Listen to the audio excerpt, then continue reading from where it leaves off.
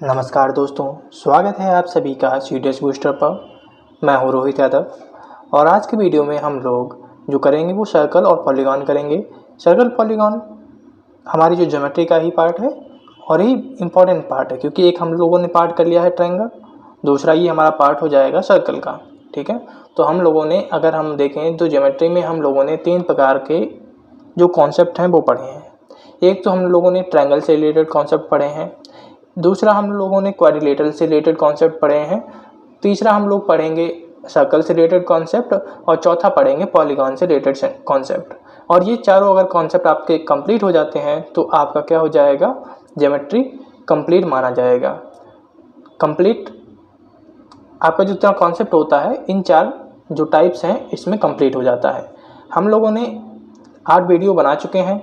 8 video में हम लोगों ने चैप्टर वाइज जितने भी कॉन्सेप्ट होते हैं उनको किया है। आज जो है कॉन्सेप्ट का आखिरी वीडियो होगा। इसके बाद हम लोग क्वेश्चन की प्रैक्टिस करेंगे और क्वेश्चन प्रैक्टिस करने के बाद ज्योमेट्री हमारा कंप्लीट हो जाएगा। उसके बाद हम लोग एडवांस मैथ का ही दूसरा कोई चैप्टर लेंगे। तो अब हम लोगों ने जब इतना कर लिया है तो अब शुरू करते हैं कि सर्कल क्या होता है, सर्कल में हम लोगों को क्या क्या पढ़ना है और कौन कौन सी आइडेंटिटीज़ या कॉन्सेप्ट्स हैं जो हमें याद रखने हैं। क्योंकि अगर आप कॉन्सेप्ट याद होंगे तो क्वेश्चन आप आसानी से कर पाएंगे, बिना पेन उठाए कर पाएंगे। ठीक है, आप मोस्टली अगर ज्योमेट्री सरल बहुत है और कठिन भी हमारे लिए बहुत होती है। अगर आपने कॉन्सेप्ट अच्छी तरीके से समझ लिए तो केवल आप फिगर देख के ही आंसर बता सकते हैं। बहुत ही कम होगा जब आपको पेन उठाना पड़ेगा। ठीक है,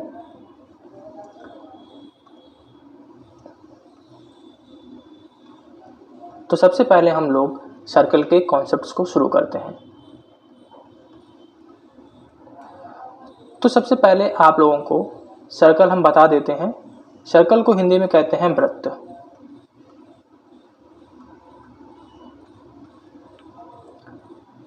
ये हमारा सेंटर होता है, यानी कि केंद्र होता है। ये हमारी त्रिज्या होती है, यानी रेडियस होती है। अगर इसको हम पूरा यहाँ से लेके यहाँ तक जोड़ देते हैं तो ये हमारे पास क्या हो जाएगा, डायमीटर, जिसे हम व्यास कहेंगे। इसको हम सबसे बड़ी जीवा भी कहते हैं, यानी कि कॉर्ड कहते हैं। हमारे ट्रायंगल सर्कल की जो सबसे बड़ी कॉर्ड होती है वो डायमीटर होती है। ये हमारे पास एक जीवा हो जाएगी। इसी प्रकार से अनंत जीवाएं एक जो हमारे पास सर्कल होता है उसमें पड़ सकती हैं। अगर हम ये वाला एरिया देखें तो इसको हम बोलेंगे सेगमेंट। ठीक है, ये हो जाएगा हमारा माइनस सेगमेंट और ये हो जाएगा हमारा मेजर सेगमेंट, या इसे हम जीवा खंड भी कहेंगे। अगर हम सेक्टर की बात करें तो सेक्टर क्या होता है, सेंटर से पड़ता है, यानी कि ये वाला जो एरिया हो जाएगा उसको हम सेक्टर कहेंगे।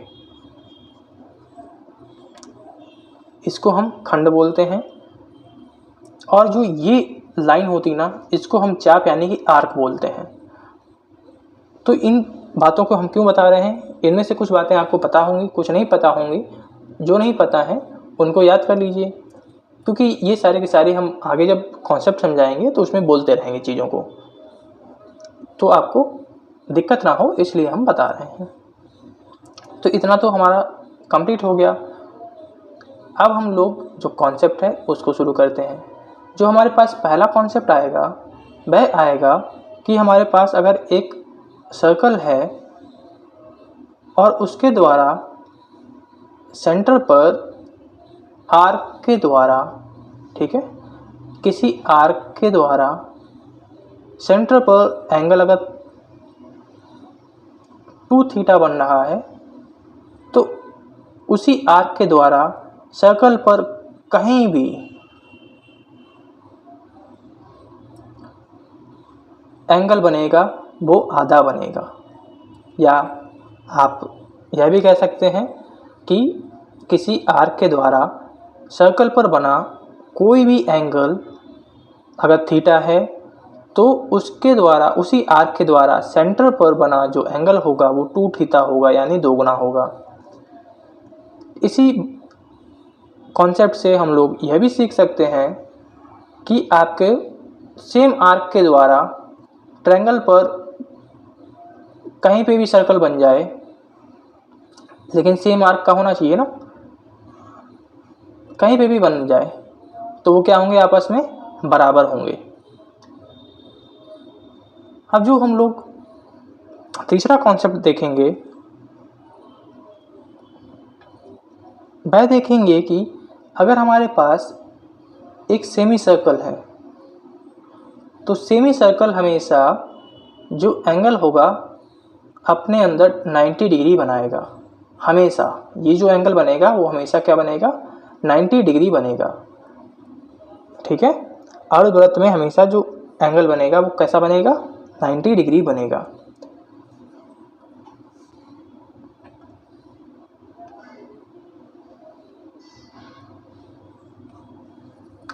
जो अगला आपको पॉइंट याद रखना है, वो पॉइंट याद रखना है कि अगर हमारे पास एक सर्कल है और एक हमारे पास कॉर्ड है यानी जीवा है, तो उस जीवा के ऊपर अगर सेंटर से परपेंडिकुलर डाला जाता है तो वो परपेंडिकुलर जो हमारे पास कॉर्ड होगी उसको 2 इक्वल पार्ट्स में डिवाइड कर देगा। यानी कि अगर हमारे पास OD परपेंडिकुलर AB है तो जो AD होगा वो BD के बराबर होगा, या हम कह सकते हैं कि अगर हमारे पास AD बराबर BD है तो जो सेंटर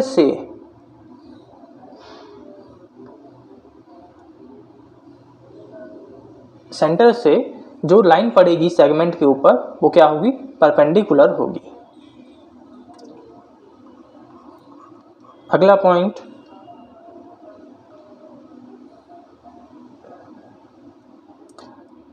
हमारे पास 2 कॉर्ड्स हैं, अगर कोई भी कॉर्ड्स हों, अगर वो बराबर हैं, इस तरीके से अगर कॉर्ड्स हमारे पास बराबर हैं तो इनके बिल्कुल बीच से जो सेंटर के ऊपर लाइन जाएगी वो इनके बीच बने एंगल को इक्वल पार्ट्स में डिवाइड कर देगी।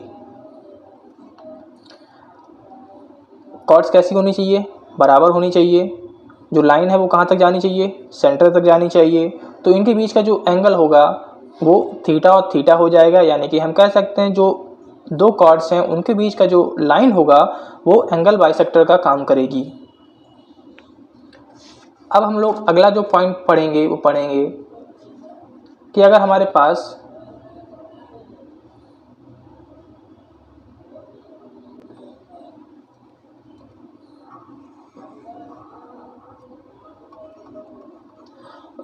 टू इक्वल कॉर्ड्स हैं, अगर एक तो वो वाला इक्वल कॉर्ड वाला हो गया, एक इस तरीके से, ये हमारे पास सेंटर है। अगर ये हमारे पास इक्वल कॉर्ड्स हैं और इनके द्वारा सेंटर से इनके ऊपर परपेंडिकुलर डाला जाता है तो जो ये परपेंडिकुलर होगा ये बराबर होगा आपस में। इसकी अगर हम नेमिंग दे दें AB CD E F O, तो जो हमारे पास OF होगा वो OE के बराबर होगा। या इसका हम उल्टा भी कर सकते हैं कि अगर हमारे पास जो परपेंडिकुलर्स हैं कॉर्ड के ऊपर सेंटर से पड़े हुए वो बराबर हैं तो जो हमारे पास कॉर्ड्स होंगी वो भी बराबर होंगी।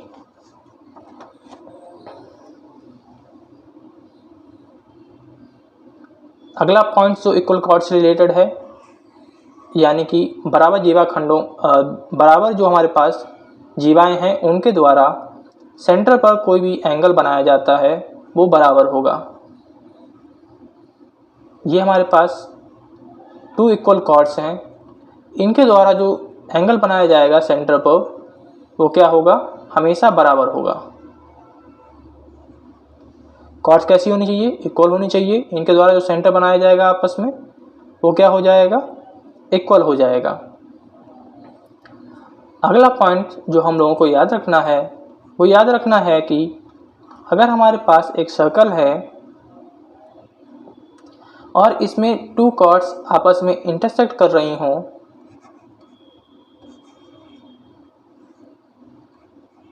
तो एक प्रॉपर्टी आप हमेशा याद रखनी है, वो याद रखनी है कि AO इंटू OB बराबर होगा OC इंटू OD। इसके ऊपर डायरेक्ट क्वेश्चन पूछे जाते हैं, वो हम लोग आगे देखेंगे। अगर एक क्वेश्चन इससे रिलेटेड आपसे पूछा जा सकता है कि अगर ये कॉर्ड्स हमारे पास क्या हैं, किसी एक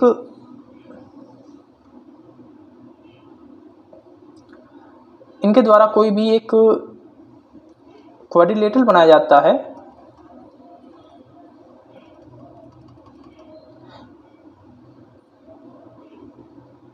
ठीक है, अगर ये कॉर्ड्स इक्वल हैं, तब इसके ऊपर कौन सा जो ये क्वाड्रिलेटरल होगा वो कैसा क्वाड्रिलेटरल होगा, तो ये क्वाड्रिलेटरल जो होगा वो रेक्टेंगल होगा। ठीक है, कब होगा, जब कॉर्ड्स इक्वल हों और इसके ऊपर हम एक क्वाड्रिलेटरल बनाएं, तो वो कैसा क्वाड्रिलेटरल होगा, तो वो रेक्टेंगल होगा। अगला जो हमें याद रखना है वो याद रखना है कि अगर हमारे पास एक ट्रायंगल है,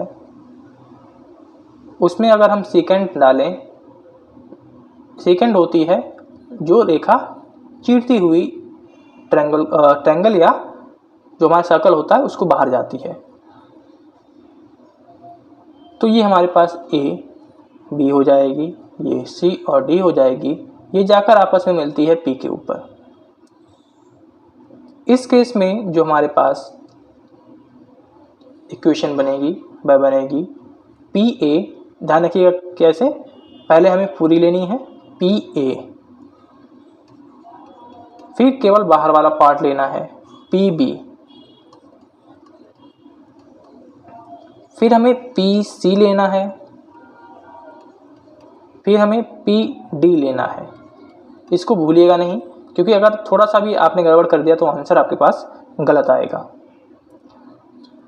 इसी से रिलेटेड जो दूसरा फिगर हमारे पास है वो इस प्रकार से होगा कि एक हमारे पास इस तरीके से सेकेंड पड़ी होगी और हमारे पास एक टेंजेंट होगी जो आपस में जाकर एक जगह मिलेंगी और वह P पर मिलेंगी जाके। ये हम A ले लेते हैं, ये B ले लेते हैं, ये हम T ले लेते हैं। तो अगर अब PT स्क्वायर हमें निकालना हो तो PT स्क्वायर कितना होगा, तो PT स्क्वायर क्या होगा, PA इंटू PB होगा। पहले हमें पूरा लेना है, फिर हमें हाफ लेना है, PA इंटू PB।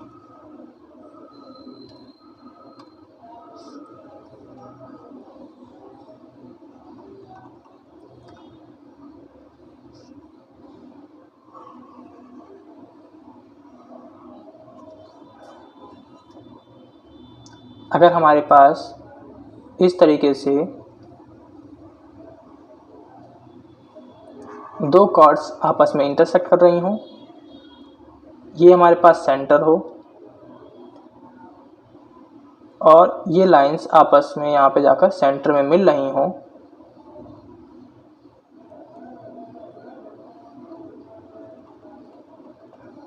और इस लाइन के द्वारा यहाँ पे सेंटर पे मिल रही हों, तो इन दोनों लाइंस के द्वारा जो ये सेंटर पे जाके एंगल बनेगा ना, ये वाला एंगल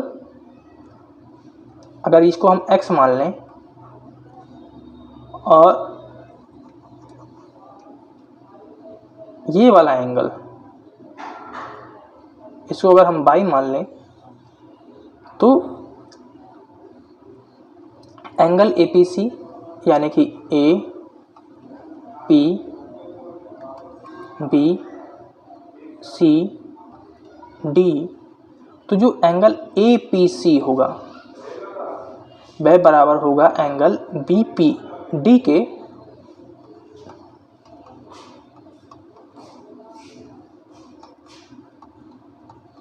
और वह बराबर होगा half angle X plus angle Y के।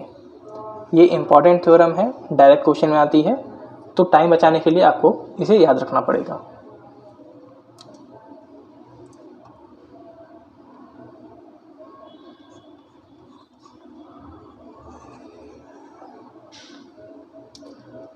इसी प्रकार से एक हमारे पास इस तरीके से सीक्वेंस पड़ी हुई हैं, ये हमारे पास सेंटर है। इस लाइन को हम यहाँ पे ऐड कर दें, यहाँ पे इसको यहाँ पर और इसको यहाँ पर।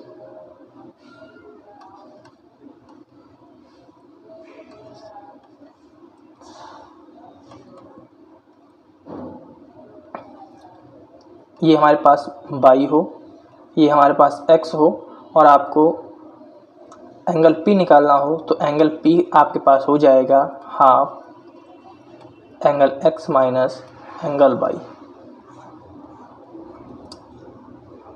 इस थ्योरम के ऊपर आप अगर प्रीवियस उठाकर देखेंगे तो आपको कई क्वेश्चन देखने को मिल जाएंगे। तो ये भी आपकी एक इम्पॉर्टेंट थ्योरम है, इसको याद रखिएगा।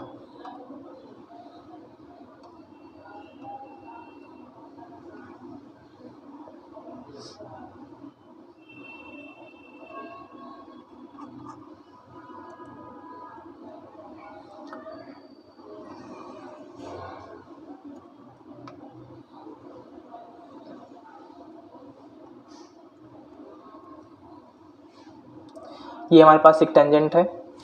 टेंजेंट पर हमेशा जो एंगल बनेगा, रेडियस जो एंगल बनाएगी वो हमेशा 90 डिग्री बनाएगी। ठीक है, टेंजेंट पर हमेशा जो रेडियस होगी वो कितने डिग्री का एंगल बनाएगी? 90 डिग्री का एंगल बनाएगी। अगला पॉइंट, हमारे पास अगर दो टेंजेंट्स आपस में मिल रही हो सर्कल की, तो वो दोनों टेंजेंट आपस में क्या होंगी? बराबर होंगी। इस क्वेश्चन को हम लोग कई जगह पर यूज करेंगे, तो इस जो पॉइंट है इसको भी याद रखिएगा।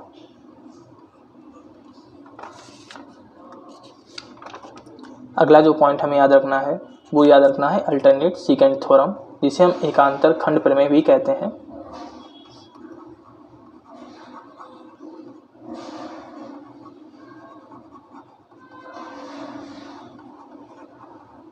इसमें आपको क्या करना है कि एक हमारे पास सर्कल है,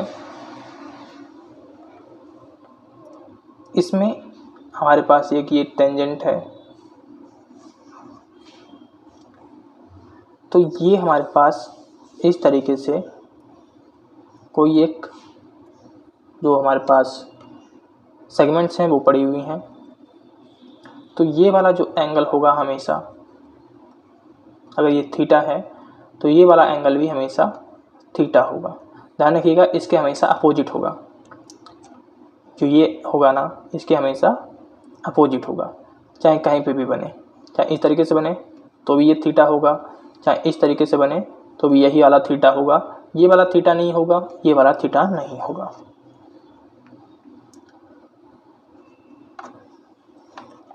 तो इसको हम बोलते हैं अल्टरनेट सेकेंड थ्योरम।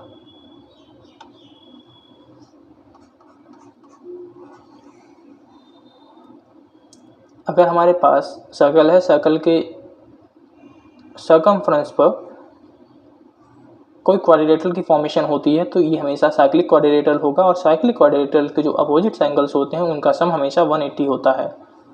दूसरी भाषा में हम लोग कह सकते हैं कि अपोजिट एंगल्स का सम अगर 180 है तो उसे हम साइक्लिक क्वाड्रिलेटरल कहेंगे, यानी कि उसे हम सर्कल के ऊपर बना सकते हैं।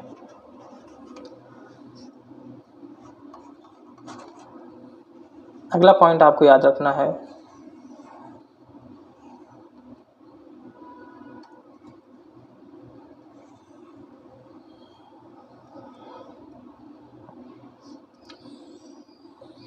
कि एक हमारे पास इस तरीके से टेंजेंट पड़ी हुई है, दो सर्कल आपस में इंटरसेक्ट कर रहे हैं,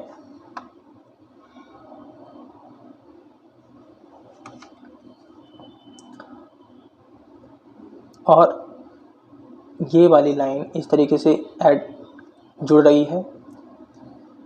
यहाँ से इस लाइन को हमें जोड़ देना है।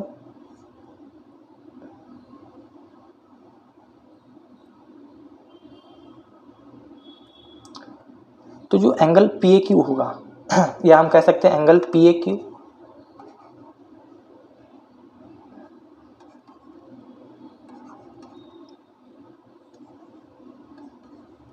ठीक है, ये बी है, ये पी है, तो यू हमारे पास पी ए क्यू होगा, P A Q plus P B Q, इनका जो सम होगा वो हमेशा 180 डिग्री होगा। ये आपको याद रखना है। अगर हमारे पास सर्कल है, सर्कल में एक साइक्लिक क्वाड्रिलेटरल है पी क्यू आर एस, तो हमारे पास P R into S Q बराबर होगा P Q into S R plus P S into R Q.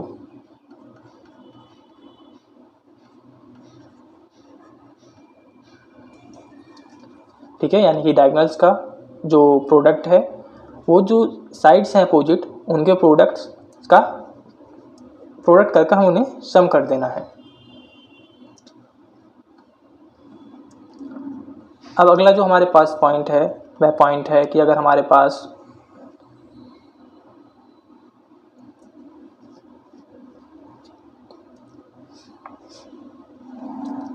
दो सर्कल हैं जो आपस में टच कर रहे हों, तो इनके द्वारा जो कॉमन टेंजेंट बनेगी, इसको बोलते हैं कॉमन टेंजेंट।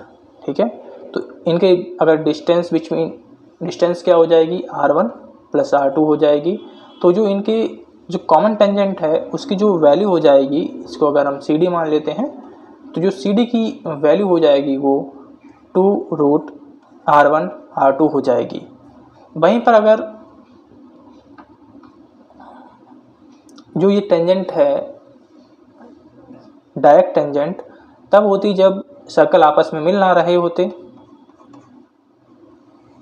इस तरीके से जब सर्कल आपस में मिल ना रहे होते और इनके बीच में डिस्टेंस d होती, तब हमारे पास जो फार्मूला होता वो फार्मूला होता AB equals √d square minus r1 minus r2 का होल स्क्वायर। वहीं पर अगर हमें ट्रांसवर्सल कॉमन टेंजेंट निकालनी होती, ट्रांसवर्सल कॉमन टेंजेंट क्या होती है, जो तिरछी इस तरीके से लाइन जाकर जुड़ती है, उसको हम बोलते हैं ट्रांसवर्सल कॉमन टेंजेंट। और इसकी जो लेंथ होगी उसका जो फार्मूला हमारे पास होगा वो हो जाएगा √d स्क्वायर माइनस, अब की बार हमें जो रेडियस है उसको प्लस कर देना है। पहले हम लोगों ने जो रेडियस थी उसको क्या किया था, माइनस किया था। अब की बार हमें रेडियस को क्या कर देना है, प्लस कर देना है।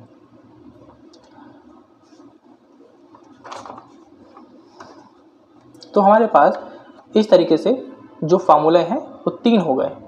इस वाले फार्मूले को कहाँ से निकालेंगे, तो यहीं से हमने निकाला है, बस हमने डिस्टेंस को क्या किया है, 0 कर दिया है।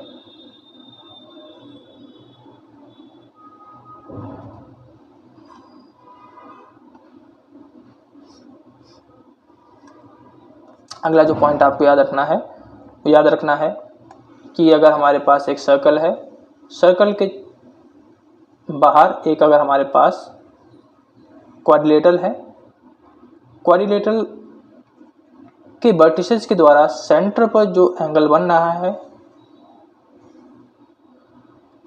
वो x है और ये y है। तो जो angle x plus angle y होगा उसका सम 180 डिग्री होगा, या हम कह सकते हैं कि ये वाला जो एंगल है और इस वाले एंगल का सम 180 होगा। चाहे ये वाला जोड़ दीजिए, चाहे ये वाला जोड़ दीजिए, तो इनका सम 180 होगा। दूसरा जो हमारे पास साइड्स हैं, तो AB प्लस CD बराबर होगा BC प्लस AD के।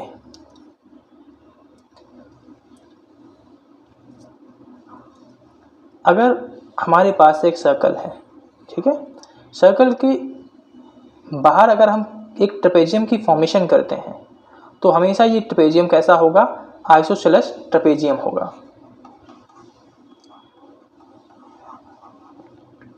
क्यों आपको ये याद रखना चाहिए, क्योंकि जो क्वेश्चन होगा उसमें आपको लिख के नहीं देगा कि वो आइसोसेलेस ट्रेपेजियम है।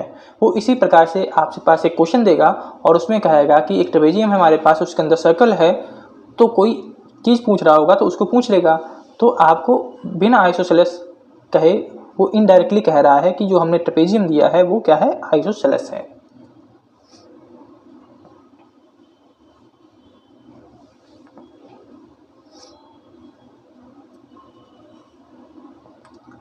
अगला जो पॉइंट आपको हम बता रहे हैं वो भी इम्पॉर्टेंट है। इसको हम लोग ऐसे जो क्वेश्चंस हैं उनको मेंसुरेशन में और अच्छे तरीके से पढ़ेंगे, लेकिन यहाँ पर इसको थोड़ा सा देख लीजिए। ये हमारे पास आर है, ये कैपिटल आर है,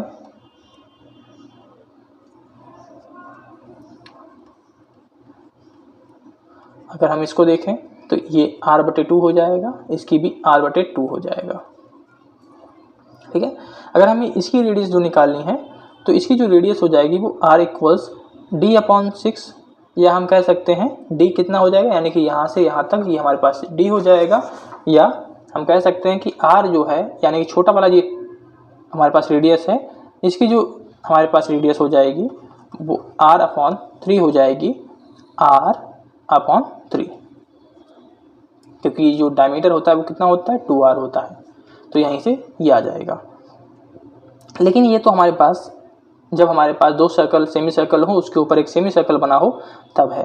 वहीं पर अगर हमारे पास और अधिक हो तब आप यहाँ पे कैसे निकालेंगे, तो उसके लिए एक फार्मूला आप याद रख लीजिए कि अगर आपके पास दो से अधिक सेमी सर्कल्स हैं तब रेडियस निकालने का जो फार्मूला हो जाएगा, आपके पास ये वाली जो रेडियस इस वाले जो सर्कल है उसकी जो रेडियस हो जाएगी वो आपके पास हो जाएगी n इंटू कैपिटल जो सेमी सर्कल्स हैं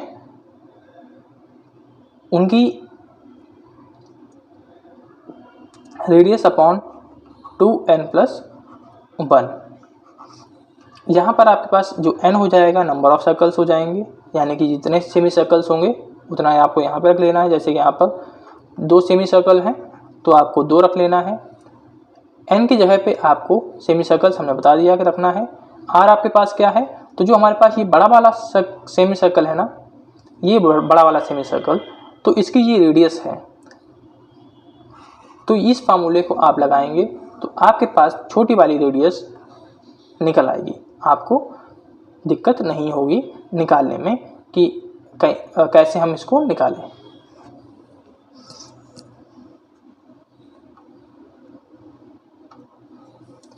अगला पॉइंट जो आपको याद रखना है सर्कल में, वो याद रखना है कि अगर आपके पास 2 सर्कल हैं, जॉइंट है,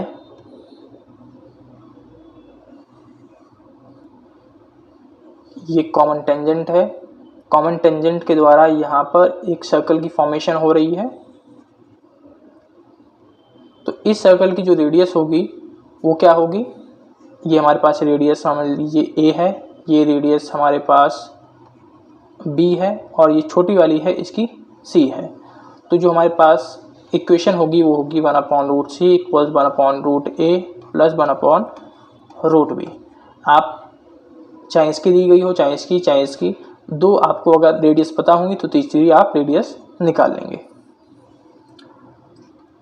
अगला एक इम्पॉर्टेंट पॉइंट है जो आपको याद रखना है कि अगर आपके पास 2 इस प्रकार से सर्कल दिए गए हैं, ये कॉमन टेंजेंट है और इसके द्वारा इनके जो मीटिंग पॉइंट है उस पर इस तरीके से जो कॉर्ड्स हैं वो पड़ी हुई हैं, तो इन कॉर्ड्स के द्वारा जो एंगल बनाया जाएगा उनका सम हमेशा 90 डिग्री होगा। यानी कि अगर ये 60 है तो ये 30 होगा, ये 45 है तो ये भी 45 होगा, ये 75 है तो ये 15 होगा। ठीक है, तो डायरेक्ट आप इसको निकाल पाएंगे, आपको सॉल्व करने की ज़रूरत नहीं पड़ेगी।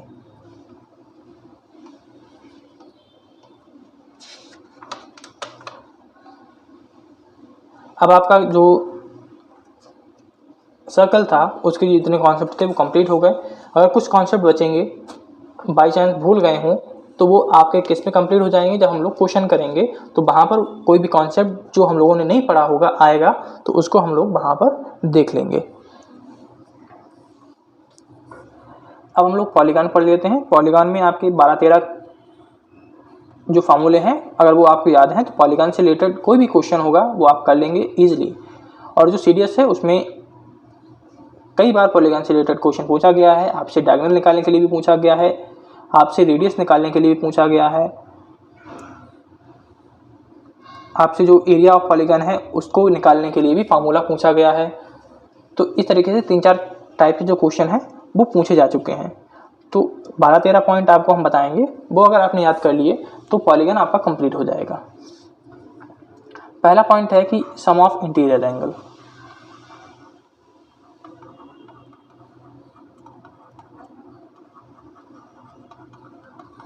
अगर हम ये हमेशा ध्यान रखिएगा, जो पॉलीगन हम लोग पढ़ते हैं वो रेगुलर पॉलीगन्स होते हैं। इरेगुलर पॉलीगन्स के लिए ये फार्मूले काम नहीं करेंगे, ये केवल और केवल रेगुलर पॉलीगन्स के लिए होते हैं। तो जो सम ऑफ इंटीरियर एंगल्स होता है वो n-2 इंटू 180 डिग्री होता है, जहाँ पर हमारे पास n क्या है, नंबर ऑफ साइड्स है। वहीं पर अगर हमें ईच निकालना हो, ईच इंटीरियर एंगल, तब हम क्या करेंगे, जो सम ऑफ इंटीरियर एंगल्स है उसको n से डिवाइड कर देंगे।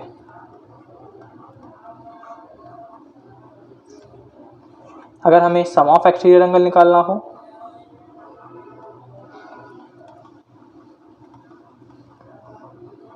तो वो हमारे पास हो जाएगा 360 डिग्री, यानी कि सभी जितने भी आउटर एंगल्स होते हैं उनका सभी का सम 360 डिग्री होता है।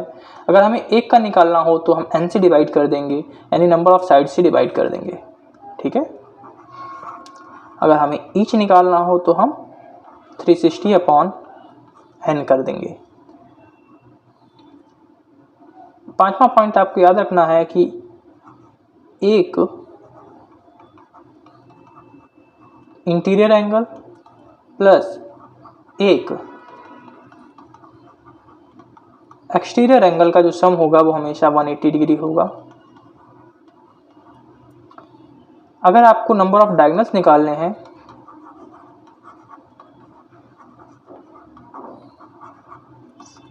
वो n-3 अपॉन 2 होगा। नंबर ऑफ ट्रायंगल्स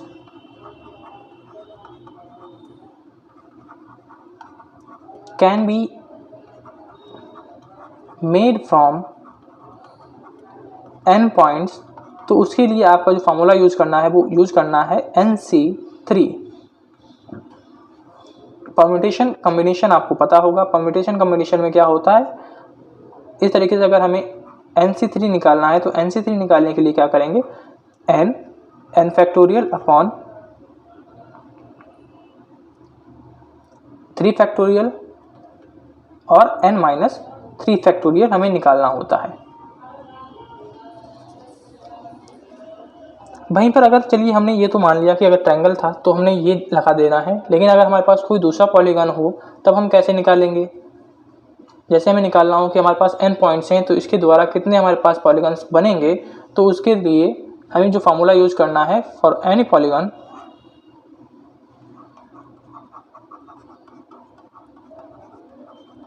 जो आपको फार्मूला यूज करना है वो यूज करना है NCR, जहाँ पर आपके पास n है नंबर ऑफ पॉइंट्स जिससे आपको पॉलीगन बनाना है, और C आपके पास कॉम्बिनेशन है, कॉम्बिनेशन, और जो R है, R आपके पास जो n है आपके पास वो नंबर ऑफ साइड्स हो जाएगा, यानी कि जो आपके पास साइड्स है वो कितनी साइड्स आपका बनाना है, 3 साइड का बनाना है, 4 साइड का बनाना है, 5 साइड का बनाना है, 6 साइड का बनाना है, कितने साइड का आपको जो ट्रायंगल है वो बनाना है। तो R जो आपके पास हो जाएगा वो number of points needed to make, फिर से हमने गलत बोल दिया है, एक बार फिर से रिपीट कर देते हैं। जो n हो जाएगा वो हमारे पास नंबर ऑफ पॉइंट्स हो जाएगा, जितने हमें पॉइंट्स दिए गए हैं जिनको मिलाकर हमें एक पॉलीगन की फॉर्मेशन करनी है। R आपके पास नंबर ऑफ पॉइंट्स हो जाएंगे जिनसे मिलकर एक आपके पास वो पॉलीगन की फॉर्मेशन करेगा। जैसे कि ट्रायंगल है तो ट्रायंगल में हमें मिनिमम 3 पॉइंट चाहिए होते हैं एक जो ट्रायंगल है उसको फॉर्मेशन करने के लिए। क्वाड्रिलेटरल है आपके पास, उसमें 4 पॉइंट चाहिए होंगे। तो जो R हो जाएगा वो नंबर ऑफ पॉइंट्स हो जाएगा रिक्वायर्ड टू मेक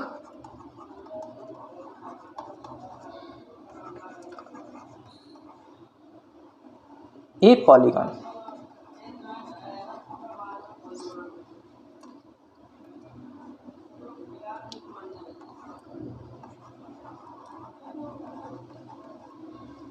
अगला जो पॉइंट है मेजर ऑफ एंगल, ये आपको हमने बता दिया है कि एक एंगल का आउटर हमें निकालना है एक, तो 360/n हो जाएगा। फिर अगला जो हमें पॉइंट याद रखना है वो याद रखना है area of polygon. Area of polygon आपको अगर निकालना है तो एरिया ऑफ पॉलीगन निकालने का जो फार्मूला हो जाएगा वो हो जाएगा n/4 cot π/n। यहाँ पर n क्या हो जाएगा, नंबर ऑफ साइड्स हो जाएगा।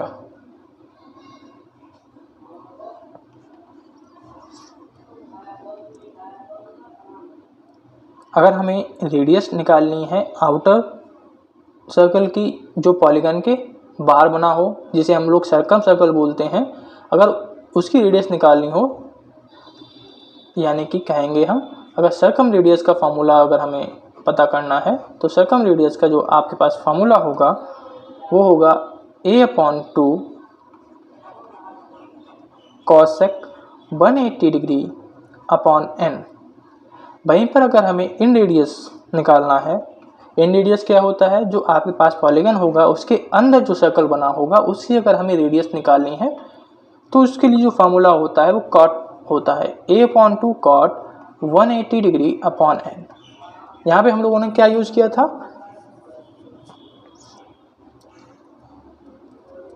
cosec 180 degree upon n। यहाँ पे cosec यूज किया है, यहाँ पे cot यूज किया है। जो a हो जाएगा आपकी साइड हो जाएगी, जो भी आपके पास फिगर है पॉलीगन है उसकी। n क्या हो जाएगा, नंबर ऑफ साइड्स हो जाएंगी। अगर आपको स्पेशली पेंटागन और हेक्सागन का जो एरिया निकालना है वो अगर आपको निकालना है तो पेंटागन और हेक्सागन के लिए आप डायरेक्ट याद रख सकते हैं। पेंटागन के लिए आपके पास जो एरिया हो जाएगा वो 5 × √3/4 हो जाएगा, और जो हेक्सागन है उसके लिए जो एरिया हो जाएगा वो 6 × √3/4 हो जाएगा। तो इन बातों को याद रखिएगा। ये आपके पास जो पॉइंट हैं, ये सारे के सारे पॉइंट आपके लिए काफ़ी हैं किसी भी पॉलीगन यानी कि बहुभुज का कोई भी जितने भी आपसे क्वेश्चन पूछ लिया जाए उसको निकालने के लिए, ठीक है। इन्हीं पॉइंट्स को लेकर वो कई क्वेश्चंस को फॉर्मेशन कर सकता है। इसमें से 2-3 पॉइंट को आपस में मिला के क्वेश्चन पूछ सकता है या केवल एक पॉइंट को लेकर क्वेश्चन पूछ सकता है, वो डिपेंड करेगा क्वेश्चन पूछने के तरीके पर। ऐसे क्वेश्चन, इससे रिलेटेड क्वेश्चन हम लोग करेंगे प्रैक्टिस।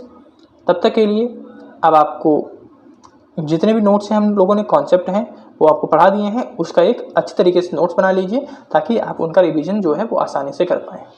तो फिर बस प्रैक्टिस बची है, प्रैक्टिस करेंगे अगले वीडियो में। तो मुझे आशा है कि आपको ये वीडियो पसंद आई होगी। वीडियो पसंद आई है तो लाइक ज़रूर कीजिएगा, चैनल को सब्सक्राइब नहीं किया तो सब्सक्राइब कर लीजिएगा और अपने दोस्तों के साथ इसको शेयर कर दीजिएगा। फिर मिलेंगे नई वीडियो के साथ, तब तक के लिए जय हिंद जय भारत।